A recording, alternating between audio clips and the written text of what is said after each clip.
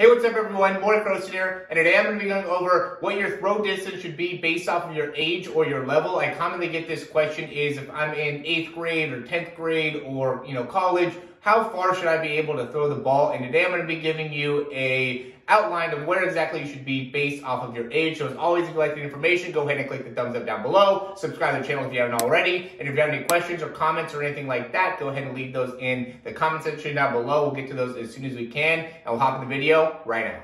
Okay, so I thought for this video, the best thing to do would be to start from the NFL and then go back downwards from there, just because I think it'll give you guys a better understanding of, how you can progress up as you go up the chain. So for starting with the NFL, and I do want to make it so there's a clear understanding, this is like an average understanding of, where you should be. So obviously a person like Patrick Mahomes or Aaron Rodgers are throwing the ball, a lot further than the average quarterback. So the average NFL quarterback is able to throw the ball about 65 yards or further. And so you want to be in that area, or if you're aspiring to be in the NFL, you got to be into that 65 yard club. And then if you're a Division I quarterback, you got to be able to throw the ball above 60, or right around 60, right? So in order to play at that level, the average quarterback is throwing about 60. There's, some that are not able to throw that far. And then again, there's some that are able to throw further, but the average is about 60. Then when we go into the next level, so this is going to be Division II, even Division I AA, NAIA, Division III,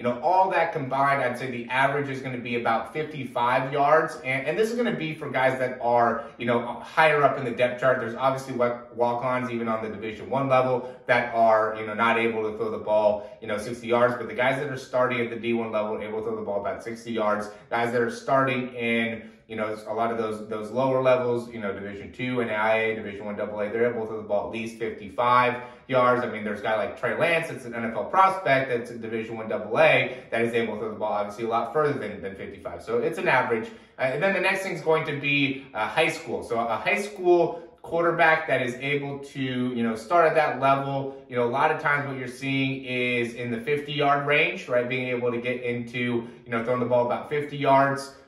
Pretty accurately too is an important part about that as well. And then a JV quarterback is able to throw the ball about 45 yards, somewhere in there, accurately. The average JV quarterback now is able to throw the ball about 45 yards. Now we're seeing a lot of guys even in 8th grade that are able to throw the ball about that far, but that would obviously be above average, okay? And then in 8th grade, being able to throw the ball about 40 yards, accurately throwing the ball 40 yards, you're going to be right on track to be able to continue to progress up. So essentially, how we're doing this is every, 2-3 years, you're going to be, progressing yourself up a level, right? And so then when you're into 7th, 6th and 7th grade, you want to be able to throw the ball about 35 yards and, accurately have a good amount of distance on there. And then if you're below that, being able to throw the ball 30 yards, you're going to be right on track, right? So if you're in 5th grade, things like that, if you're able to throw the ball 30 yards, you're going to be in a great place. That's a lot further than what a lot of guys can throw, and then you can, again, progress up from there. So then 35 wants to be your goal if you're, in 7th, 8th grade. And, most of the guys that are able to throw the ball about 35 yards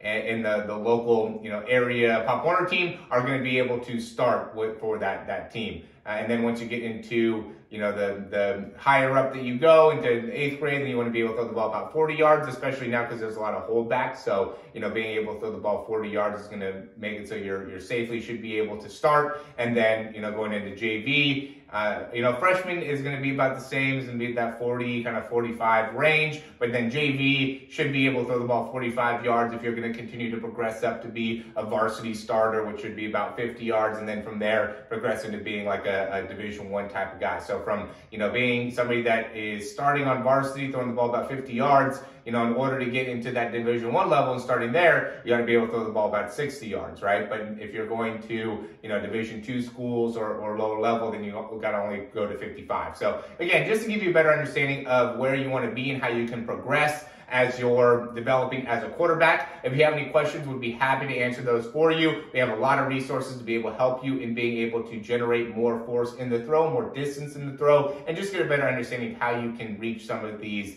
landmarks in terms of your throwing distance and make sure that you have the mechanics to be able to do so. And also the strength, a big thing that we do within our programs. I have a exercise science background, and so we give you, range of motion exercises and strengthening exercises, not bench press and military press. I mean, we do have a little bit of that in there, but it's primarily, shoulder ranges of motion type exercises that not only provide the flexibility that you need within the shoulder, but also, and more importantly, the strength that you need within the shoulder, overhead, and a ton of different varieties of that, because there's so much complexity within the shoulder. I think that's where the most quarterbacks end up really doing themselves a disservice, is they don't set themselves up for success within the shoulder joint, which makes it so you're more susceptible to injury. You're going to be stuck at a plateau at some level. You might be stuck at 44 yards or 45 yards or something like that. Being able to get you through that plateau is really important if you're able to follow a program that will help you in actually attaining that. So you can check all that out down below. Quarterback University as well. We have free trials for you to be able to try it out. And as always, thanks for watching these videos. We'll talk to you soon.